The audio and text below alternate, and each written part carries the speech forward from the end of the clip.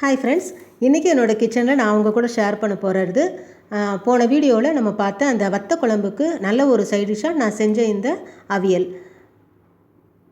அதை தாங்க இந்த வீடியோவில் இன்றைக்கி உங்கள் கூட நான் ஷேர் பண்ண போகிறேன். இந்த அவியலுக்காக பார்த்திங்கன்னா நான் ஒரு 7 வகையான காய் எடுத்திருக்கேன். கேரட், இந்த கேரட் பார்த்திங்கன்னா இந்த மாதிரி நீளமாக கட் பண்ணியிருக்கேன். எல்லா காயுமே நான் இந்த மாதிரி நீளமாக ஒரு 1 இன்ச் சைஸ்க்கு நம்ம வந்து நீளமாக கட் பண்ணி எடுத்துக்கலாம். அடுத்து பார்த்திங்கன்னா பீன்ஸ், கருணக்கிழங்கு, சவ் எடுத்திருக்கேன். அடுத்து பார்த்திங்கன்னா உருளைக்கிழங்கு எடுத்திருக்கேன், புடலங்காய் எடுத்திருக்கேன். அடுத்து பார்த்திங்கன்னா வாழைக்காய். இது எல்லாமே பார்த்திங்கன்னா இந்த அவியலுக்கு வந்து ரொம்ப நல்லாயிருக்கும். இன்னும் கூட நம்ம தேவைப்பட்டால் முருங்கைக்காய் இந்த மாதிரி காய்களையும் சேர்த்துக்கலாங்க. நான் வந்து இந்த 7 காய் மட்டும் இன்றைக்கி எடுத்திருக்கேன். அடுத்து பார்த்திங்கன்னா இந்த அவியலுக்கு தேவையான ஒரு பெரிய வெங்காயத்தை நல்லா பொடியாக கட் பண்ணி எடுத்து வச்சுருக்கேன். இந்த மாதிரி நல்லா பொடியாக கட் பண்ணியிருக்கேங்க இந்த ஒரு பெரிய வெங்காயத்தை. அடுத்து பார்த்திங்கன்னா ஒரு 1/2 ஸ்பூன் சீரகம் எடுத்திருக்கேன். அடுத்து பார்த்திங்கன்னா வந்து பச்சை மிளகாய் ஒரு 7 பச்சை மிளகாய் எடுத்திருக்கேங்க. நம்ம வந்து காரத்துக்கு இந்த பச்சை மிளகாய் மட்டும்தான் இதில் சேர்ப்போம். அதனால் நான் வந்து கொஞ்சம் காரம் இருக்கட்டுங்கிறதுக்காக ஒரு 7 மிளகாய் எடுத்திருக்கேன்.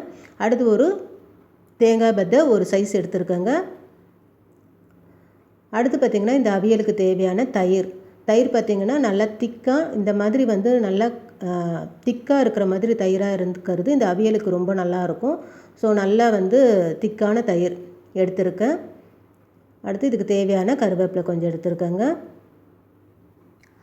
இப்போ நம்ம எடுத்து வச்சுருக்க இந்த சீரகம், பச்சை மிளகாய், தேங்காய் இது மூணுத்தையும் வந்து நல்லா வந்து நான் வந்து பொடியாக கட் பண்ணி மிக்சியில் போட்டு நம்ம வந்து நல்லா ஃபைனாக அரைச்சி எடுத்துக்கலாம். தேங்காய், 1/2 ஸ்பூன் சீரகம் இது எல்லாத்தையும் வந்து நல்லா வந்து ஃபைனாக ஒரு பேஸ்ட் மாதிரி அரைச்சி எடுத்துக்கலாம். நான் வந்து இப்போ ஸ்டவ்வில் வந்து ஒரு கடாயை வச்சுருக்கேங்க. இந்த அவியல் பார்த்திங்கன்னா நம்ம வந்து தேங்காய் எண்ணெயில் செய்கிறது ரொம்ப இதோட ஃப்ளேவர் வந்து ரொம்ப நல்லாயிருக்கும். அதனால் நான் தேங்காய் எண்ணெய் சேர்த்துருக்கேன். இதில் ஒரு 2 ஸ்பூன் தேங்காய் எண்ணெய் சேர்த்தா போதுங்க. சேர்த்து இதில் கடுகு தாளிக்கிறேன். அடுத்து பார்த்திங்கன்னா சீரகம் ஒரு 1/4 ஸ்பூன் சீரகம் சேர்க்குறேன்.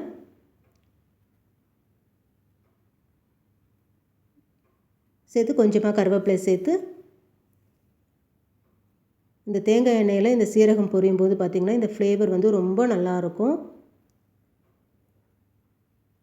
அடுத்து நம்ம கட் பண்ணி எடுத்து வச்சுருக்க வெங்காயத்தை சேர்த்து நல்லா வதக்கி விடுறேன்.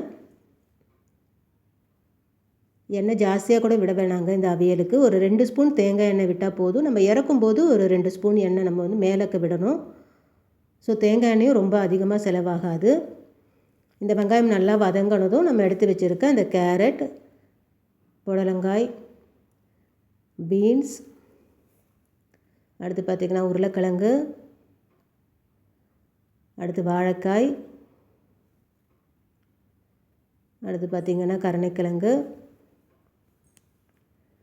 புடலங்காய் நம்ம எடுத்து வச்சுருக்க இந்த எல்லா காயும் இதில் சேர்த்து நல்லா வந்து வதக்கி விடலாங்க. இந்த காயெல்லாம் பார்த்திங்கன்னா நம்ம வந்து ரொம்ப வந்து தண்ணி சேர்த்து நல்லா தண்ணியில் வேக வைக்கணும்னு அவசியம் இல்லைங்க. இந்த எண்ணெயில் போட்டு நல்லா பெரட்டி விட்டுட்டு இதுக்கு தேவையான நம்ம உப்பு சேர்த்து கிளறும்போது பார்த்திங்கன்னா இந்த புடலங்காய், அந்த சவ் இந்த மாதிரி இந்த நீர்க்காயிலேருந்து பார்த்திங்கன்னா தண்ணி வந்து வெளியில் வர ஆரம்பிக்கும், அந்த எக்ஸஸ் வாட்டர்லாம். ஸோ அதுவே வந்து இந்த காய் வந்து நல்லா வந்து அந்த தண்ணியில் வேகும். ஸோ நம்ம மூடி வச்சா போதுங்க. ஒரு 5 நிமிஷம் மூடி வச்சா போதும் சிம்மில் வச்சுட்டு. இப்போ பார்த்திங்கன்னா இந்த காய் நல்லா வந்து அந்த தண்ணியிலே அந்த காய் விடுற தண்ணியிலே பார்த்திங்கன்னா இந்த காயெல்லாம் வந்து ஒரு 1/2 குக் ஆகிருக்கு.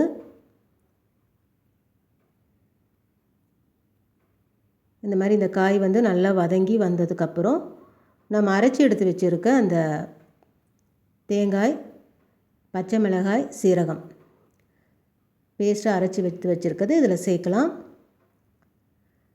சேர்த்து நல்லா கலரி விடலாம். ஏற்கனவே காய் பார்த்திங்கன்னா ஒரு 1/2 பாகம் வெந்திருக்கு. ஸோ இதை நல்லா போட்டு கலரிட்டு நம்ம எடுத்து வச்சு அந்த மிக்சியை கழுவி அதுலேருந்து அந்த தண்ணி கொஞ்சமாக சேர்த்தா போதுங்க. ரொம்ப அதிகமாக தண்ணி விடணும்னு அவசியம் இல்லை. இந்த மாதிரி நல்லா சேர்த்து இந்த காயெல்லாம் சேர்த்து இதை வந்து மூடி வச்சிடலாம். இது பார்த்திங்கன்னா சிம்மில் வச்சுட்டு ஒரு 5 நிமிஷம் இந்த காய் இந்த மசாலாவில் நல்லா வேகட்டும்.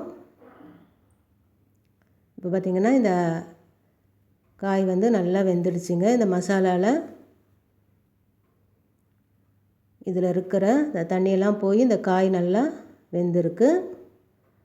நம்ம ஊற்றின தண்ணியும் பார்த்திங்கன்னா நம்ம கொஞ்சமாக தான் தண்ணி விட்டோம். ஸோ சீக்கிரமே அது நல்லாவே ட்ரை ஆகிடுச்சு. அதிகமாக தண்ணி விட்டு இந்த காயை வேக வச்சாலும் காயோட டேஸ்ட் வந்து கம்மியாகிடுங்க. இப்போ இதில் வந்து கொஞ்சமாக கொத்தமல்லி சேர்த்து அது மேலே பார்த்திங்கன்னா நான் வந்து 2 ஸ்பூன் அளவுக்கு தேங்காய் எண்ணெய் சேர்க்குறேன்.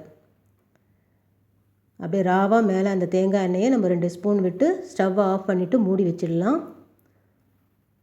இப்போ ஒரு 10 நிமிஷம் கழித்து பார்த்திங்கன்னா இந்த இது வந்து நல்லா ஆறி இருக்குது. கொஞ்சம் வெதுவெதுப்பான சூடு இந்த காயெல்லாம் வந்ததுக்கப்புறம் நம்ம எடுத்து வச்சுருக்க அந்த தயிர், நல்ல கட்டியான திக்கான தயிர் ஒரு 3 ஸ்பூன் இதில் சேர்க்குறேங்க. இதை சேர்த்து நல்லா கலந்து விடலாம். இந்த அவியல் பார்த்திங்கன்னா நம்ம சேர்த்துருக்க இந்த தேங்காய் எண்ணெய், அதே மாதிரி சீரகம், இந்த தயிரோட ஃப்ளேவர் பார்த்திங்கன்னா இது 3 மிக்ஸான ஒரு ஃப்ளேவர் வந்து இந்த அவியல் வந்து ரொம்ப ஃபென்டாஸ்டிக்காக இருக்கும் இந்த காரக்குழம்புக்கு. அதுவும் இந்த மாதிரி வத்த குழம்பு, சுண்டைக்காய் குழம்பு இதுக்கெலாம் பார்த்திங்கன்னா இந்த அவியல் வந்து ரொம்ப சூப்பராக இருக்குங்க.